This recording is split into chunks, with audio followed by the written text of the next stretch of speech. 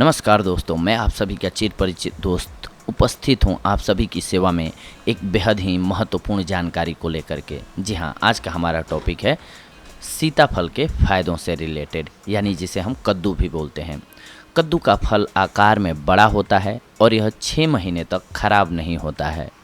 अतः 6 महीनों तक इसका उपयोग आप सब्जी या अन्य रूपों में इसका कर सकते हैं। भारत में इसकी खेती की जाती है, परंतु रूस में इसकी खेती सबसे अधिक होती है। कद्दू की बेल यानी कि लता होती है।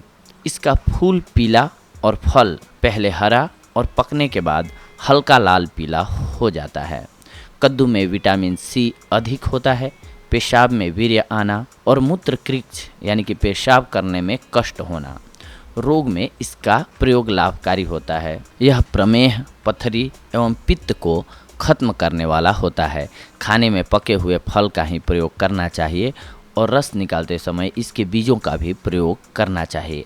आइए सबसे पहले हम इसके विभिन्न नामों को जान लेते हैं कि अलग अलग लैंग्वेजेस में हम क्या बोलते हैं कद्दू को, क्योंकि हो सकता है बहुत लोग न जानते हों इसका नाम। हिंदी में इसे हम लाल कद्दू, कुम्हाड़ा, सीताफल, मीठा कद्दू, लौका, काशीफल और संस्कृत में पित्तकुष्मांड, बृहत फल ग्राम्य, गुड़योग फल, मराठी में कोहला, लाल भोपाला, तांबड़ा भोपल, गुजराती में पिलूं, कोहलूं, बंगाली में सफरुई कुमरा, अंग्रेजी में ग्रेट पंपकिन, लैटिन में कुकुरबिटा मैक्सिमा, बेनिन के हिस्पिडा।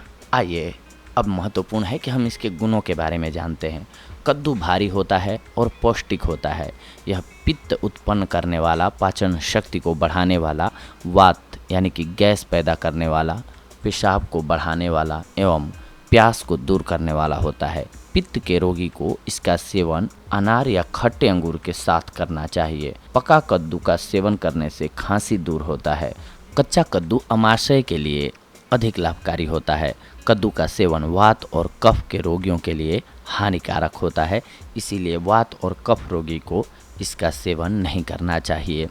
अब आइए हम जानते हैं इसमें पाए जाने वाले पोषक तत्वों के बारे में। इसमें प्रोटीन 1.4% होता है, वसा 0.1%, कार्बोहाइड्रेट 5.3%, पानी 92.0%, विटामिन ए 84 IU प्रति 100 ग्राम की मात्रा में, विटामिन बी 200 IU 100 ग्राम की मात्रा में, आयरन 0.7 मिलीग्राम प्रति ग्राम, फास्फोरस 0.3%, कैल्शियम 0.01%। अब आइए हम इसके प्रयोगों को जानते हैं कि किन किन रोगों में ये कार्य करता है और किस ढंग से कार्य करता है। कद्दू का रस 10 से 20 मिलीलीटर की मात्रा में निकाल लें और इसमें 10 ग्राम मिश्री मिलाकर दिन में 2 बार सेवन करें। इसके सेवन से अम्ल पित्त का रोग दूर होता है। कद्दू का रस सेवन करने से खट्टी डकारें एवं एसिडिटी की परेशानी दूर हो जाती है। इसके अलावा पौरुष ग्रंथियों के लिए कद्दू के बीजों का रस निकालकर प्रयोग करने से पौरुष ग्रंथि के विकार दूर होते हैं। पौरुष ग्रंथि बढ़ जाने पर इसे रोकने के लिए 40 साल से ऊपर के लोगों को इसका प्रयोग रोजाना खाने में करना चाहिए। पेट में अगर कीड़े हो गए हैं तो कद्दू का रस निकालकर पीने से पेट के कीड़े खत्म होते हैं। मूत्र रोग की सभी परेशानी को दूर करने के लिए कद्दू का प्रयोग किया जाता है।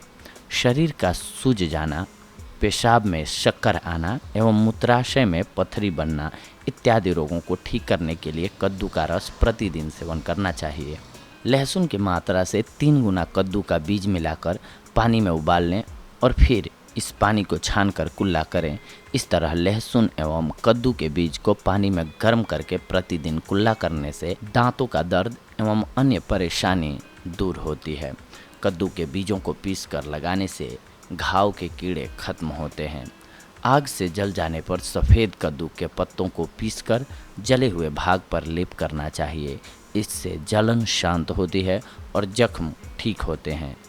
शरीर की सूजन के लिए कद्दू के लगभग 8 से 10 बीजों को शहद के साथ मिलाकर खाइए, सूजन दूर हो जाएगी। अगर जहर का असर हो रहा हो शरीर में तो भोजन या रासायनिक विष के सामान्य प्रभावों को दूर करने के लिए कद्दू का रस प्रयोग किया जा सकता है। इससे आपका शरीर शुद्ध होता है। अगर हाथ पैरों में जलन हो रही है तो उसमें कद्दू के बीज को पीसकर जलन वाले स्थान पर लगाएं और थोड़ी देर रखकर खारे पानी से धो लें। इससे हाथ पैरों की जलन दूर होती है। पैरों में जलन होने पर पैरों को खारी पानी में डुबा कर रखना चाहिए, इससे भी जलन दूर होती है।